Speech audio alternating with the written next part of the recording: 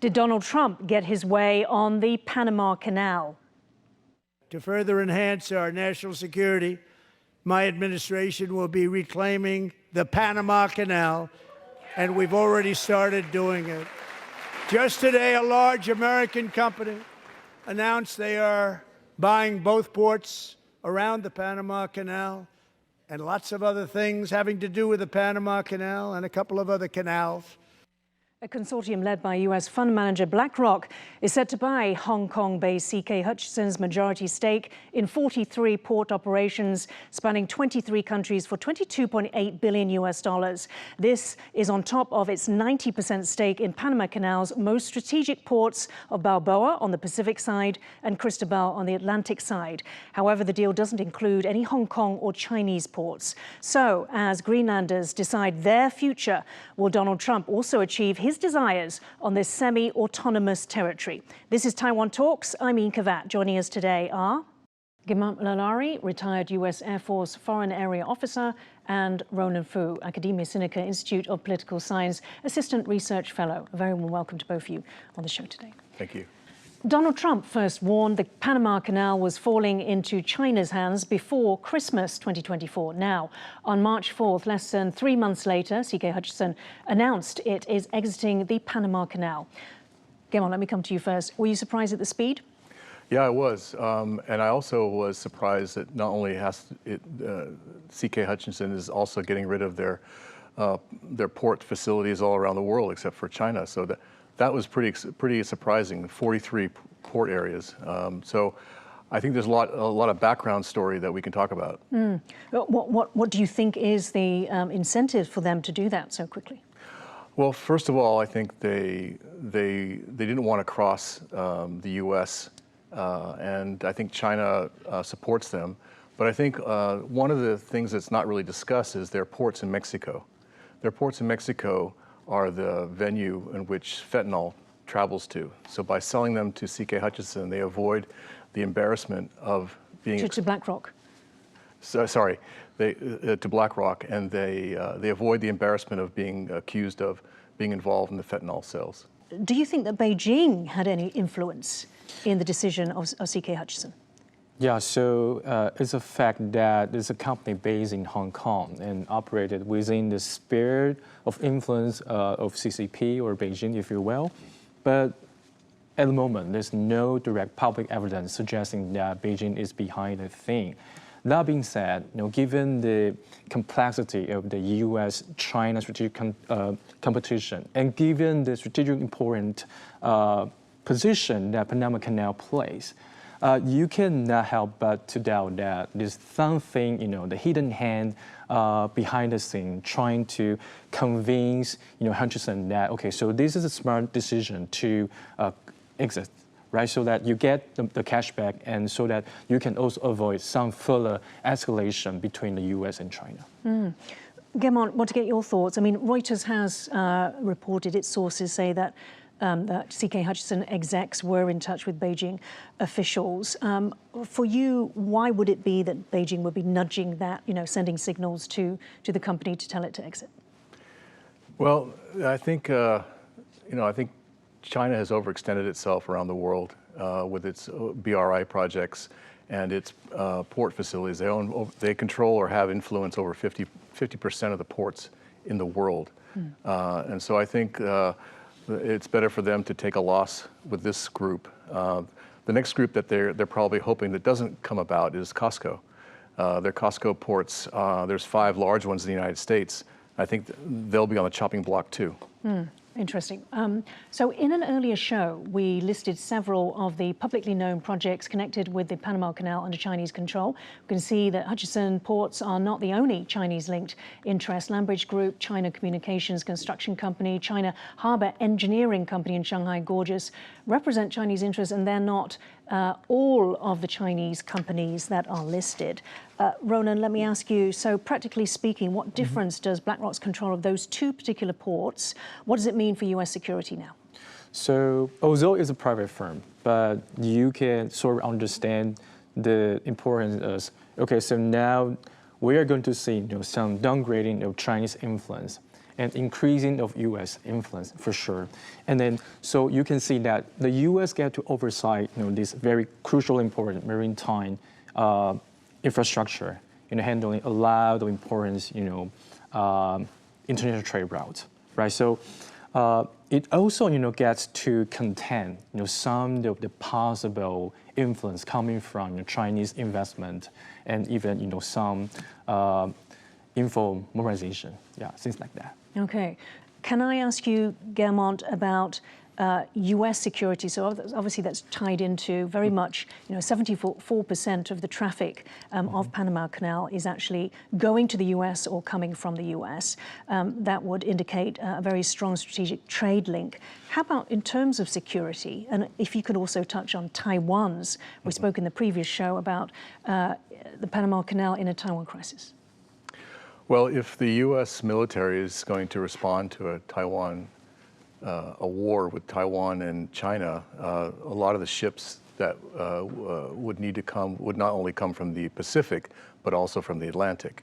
And so from the East Coast of the United States, the quickest route is through the Panama Canal, and that would be a problem if there was somebody else controlling it, or at least slowing things down. Do you believe it's safe now that I think it's safer now. Like you mentioned, there's lots of Chinese industry involved in Panama. I mean, in 2017, Panama switched from Taiwan to China recognition, and then also there was lots of treaties signed, 19 of them, and later on we found out that the president was involved with corruption. So that's the problem with the Chinese influence, is that there could be a lot of corrupting activities going on to slow down or interfere in U.S. national security interests. And it might not just be Taiwan, but anything going on in the Pacific or in the Atlantic that we need to move ships quickly. Right. Ronan, you wanted to jump in? Yeah, so I also want to bring everybody's attention to the fact that actually Panama has decided not to participate in the Belt and Road Initiative anymore. Right, so that also indicates, Panama's intention to actually avoid, the U.S.-China confrontation, being further escalated, in the future. Right. Let me also ask you then, to what extent would a Wall Street firm, so we're talking about BlackRock, coordinate with Washington, though, if we're talking about the control or U.S. control of the Panama Canal? I mean, obviously, it's a completely different situation as in China, where the large companies are either state entities or highly state controlled. Yeah, so I'm going to answer the question in two fronts. Number one, from the private firm and the U.S. government, the side of the story. So at the end of the day, it's a business decision. So we have to make sure that, okay, this move actually makes a lot of sense from the business perspective, and it does, right? So that's the reason why you see this private firm going in and trying to acquire, this gigantic thing. And secondly, the U.S. government needs to, be supportive. And this is also the case because, like, what he just mentioned, the strategic importance location of Panama Canal place, right? So we also have to be aware of the fact that China is not going just to take a backseat and just watch. Right, okay. Now, let's hear the rest of Trump's remarks on the Panama Canal. Take a look. The Panama Canal was built by Americans for Americans, not for others, but others could use it. But it was built at tremendous cost of American blood and treasure. 38,000 workers died building the Panama Canal. They died of malaria, they died of snake bites and mosquitoes. Not a nice place to work. They paid them very highly to go there, knowing there was a 25% chance that they would die. The most expensive project also that was ever built in our country's history, if you bring it up to modern day costs. It was given away by the Carter administration for $1, but that agreement has been violated very severely. We didn't give it to China. We gave it to Panama, and we're taking it back. Ronan, we played that full bite because we wanted to get across what Trump was stressing himself in terms of American blood and treasure. So it seems that he's building up the case that, that Panama is in debt, in a sense, to the US. Now, Panama retains full sovereign control of the canal, but after the Congress speech, President Jose Raul Mulino accused Trump of lying about Washington taking back the canal. So, in your view, does Trump intend to take further control of the canal beyond what BlackRock has? Yeah, so I think we have to see through the things through two different lenses. First is rhetorically, you are going to hear things like that repeatedly in the future, right? So like he has been mentioning possibly using force to take Panama Canal and some other parts of the world such as Greenland, and so this will not be an exception. We are going to embrace that multiple times. So you're saying it's just rhetoric, but there's not substance behind it? I think what they are going to do is actually to increase control through private sector investment. What they really want to enhance is their influence. I don't see the possibility of the U.S. using force to take Panama Canal. This is, I think that's just... You might not need to use force, though. There could be other forms of coercion. Ronan mentioned, different aspects of the Panama Canal in terms of security. I would mention that part of the giving of the Panama Canal to Panama was a annex to their agreement, which says that the United States is responsible for the security and ensuring that it can be used during wartime. So the Panama Canal is not 100% controlled by Panama. It's actually has oversight by the U.S. government and specifically the military, that in case of war, they can control it. So I'm not sure there's a need to do any kind of coercive action during wartime. What I would think that might happen is maybe there might be some more military exercises with the Panamanian forces to practice dealing with, let's say, a country that might obstruct the Panama Canal. So you don't think that Mulino has anything to worry about? No, I think they're both using extremist rhetoric, that's how you first start a negotiation, right? You start at very far ends. You state your claim, and then you have to move closer. And obviously playing to their bases as well. Yeah. Right. Ronan, let's talk about the significance to shipping. Some analysts have said that this deal is a significant geopolitical shift. Just before Trump's Panama comments, he talked about opening a new shipbuilding office within the White House itself. How much of a difference do you think this deal would make, not just to shipbuilding, but to the stranglehold that China has on international shipping, trade, global sea lines? Yeah, I think it's quite significant.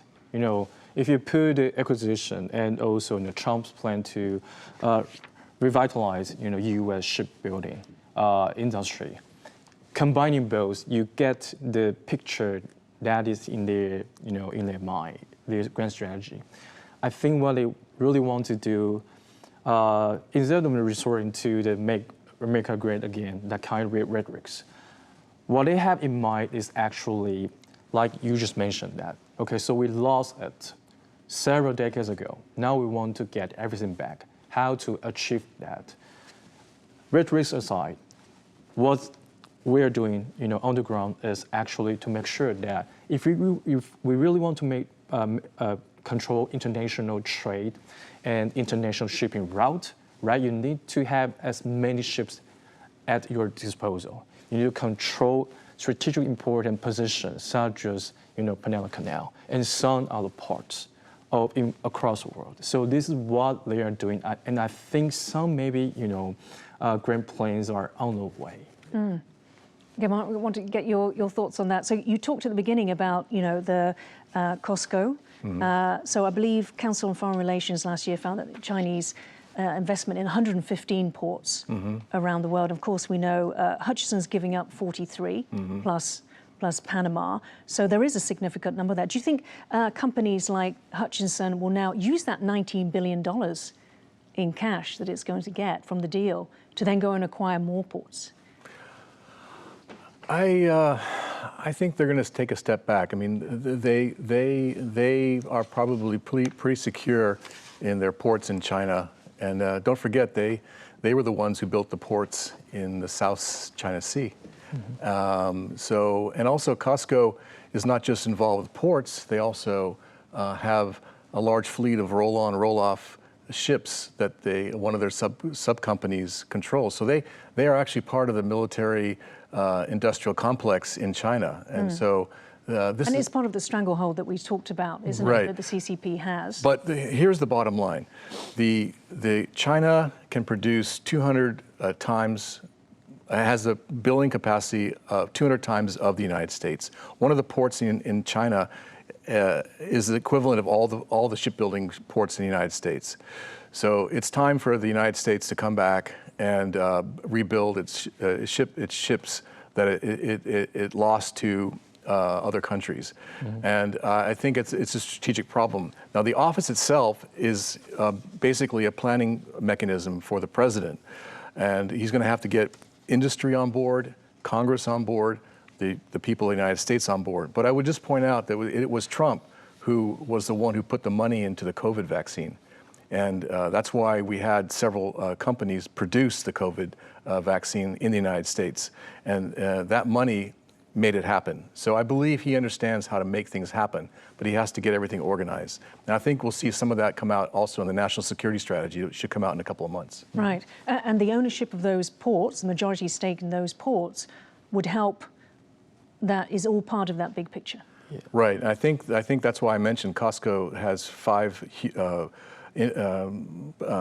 controls part of U.S. ports, 5 major ports, and I think that's going to go away as well. He's going to push back on those as well. Right, okay, so setting up a precedent. Directly after speaking about the Panama Canal, Trump then addressed Greenland. Take a look. And I also have a message tonight for the incredible people of Greenland. We strongly support your right to determine your own future. And if you choose, we welcome you into the United States of America. We need Greenland for national security and even international security, and we're working with everybody involved to try and get it. But we need it really for international world security, and I think we're going to get it. One way or the other, we're going to get it. We will keep you safe. We will make you rich, and together we will take Greenland to heights like you have never thought possible before. It's a very small population, but very, very large piece of land and very, very important for military security. As of recording time on March 11, 2 p.m. Taiwan time, voting for Greenland's general elections haven't yet started today, but the BBC reports that 5 out of 6 parties on the ballot favour independence from Denmark, differing only on how quickly. And that recent polls show almost 80% of Greenlanders back moves toward future statehood. So, Ronan, let me ask you, let's just go over Trump's words. I think we're going to get it one way or the other. We're going to get it. We will keep you safe. Given these claims, is Trump now under pressure? I mean, he's set the gauntlet down, really, to pull something off on par with Greenland. I don't think he's under pressure. Sorry, on par with Panama. Yeah, I don't think he's under pressure, but obviously he wants to achieve something great out of Greenland. And by that, what I mean is that he will try to deliver, economic and strategic outcome in favor of the U.S. coming out from Greenland, right? So, as I said, under Trump administration, they will try to actually increase 2 things on Greenland. Number 1 is the private sector investment, so that the U.S. can secure key or strategic important natural resources, such as the rare earth minerals, and some energy infrastructure in place, so that they can make sure that once they want to exploit, they are ready for it. And secondly, I think they would try, if they could, to increase the U.S. military presence in the region, so that they can grab a firm control of Greenland. But that is his plan. I think he's going to be met with some opposition coming from Greenland and Denmark, and also some regional countries in particular. Guermantes, how do we, though, I need to ask you this question, defend Trump against the accusation of imperialism? I mean, which is essentially, I will take this territory over because it is strategically important to me. Yeah. Again, just like we used in the rhetoric of Panama, as you mentioned, he also goes to the extreme about taking control. I think, what does Greenland mean in terms of security for the United States and for the rest of the, let's say, the free world? What it does is it provides another a way to detect, let's say, missiles launched from China or Russia towards the United States or towards Europe. And so I think, like Canada, the United States has a lot of radars along the northern border of Canada. And so I envision that there will be radar sites. The United States will ask to put radar sites in the northern part of Greenland. We already have a U.S. military base in Greenland. It's called Thule, and that's it's an air base. And I can imagine that would be expanded, and a lot of little sites will be added to it. So I think the security part of it can be done without, let's say, annexation. Okay. And then the economic part that wasn't really clearly said of the rare earth minerals, just like Ukraine and just like many other parts of the world, I think that economic part can be taken care of through private enterprise. So I don't imagine that he meant that. But if he did mean that, we have examples of the United States having what we call the Compact of Free Association in the Pacific, where Palau, Marshall Islands, and the Federation States of Micronesia are independent countries, but their security and defense are completely controlled by the United States. So that might be a way to achieve what he's saying without compromising either Denmark or Greenland if they decide to go independent. I think this might be a way to achieve both sides' objectives without making both sides angry at each other. Right, and Ronan, if, however, the Greenlanders vote to keep the status quo, could that still happen, though? Could it still have a Compacts of Free Association agreement whilst it's a semi-autonomous territory of Denmark? Why not? Because, I mean, in effect, it would be like a bilateral NATO, right? It would mean that the United States would take a defense security umbrella and make it specifically bilaterally over Greenland. There's nothing wrong with it. It's already part of NATO, but by making it specifically bilateral, it might have more impact. Yeah, so I agree, but one caveat. One caveat being, I think the Greenlanders, even if they choose to go independence, they still have to figure out, the governance model and their diplomatic relationship. So I think they are going to retain by and large the status quo. So obviously they are going to maintain military ties with the U.S., economic ties with the U.S. and with Denmark and some other existing partners. But one caveat being the U.S. and Trump administration in particular has to think about the retro strategies. They have to show respect to Greenlanders, right? So you are a sovereign state. Right, so we are going to build up some diplomatic relationship and embrace you as a partner. You have to show them love, show them respect, so that they will show you respect in return. Otherwise, the Greenlanders, despite the fact that they needed the U.S., they are going to find some alternatives, right? Yeah, good point, because Greenland PM Mute Ieda in a recent Danish interview did say that he dismissed Trump's comments as being disrespectful, so there could be a backlash against Trump in Greenland. Guermantes, final question to you. You mentioned Compacts of Free Association. What do you think is Trump's ideal of what he wants to set up in Greenland? Well, I think that besides the security arrangement that I mentioned regarding missiles, there's also the security issue of the Arctic. Both Russia and China are trying to gain control of the Arctic.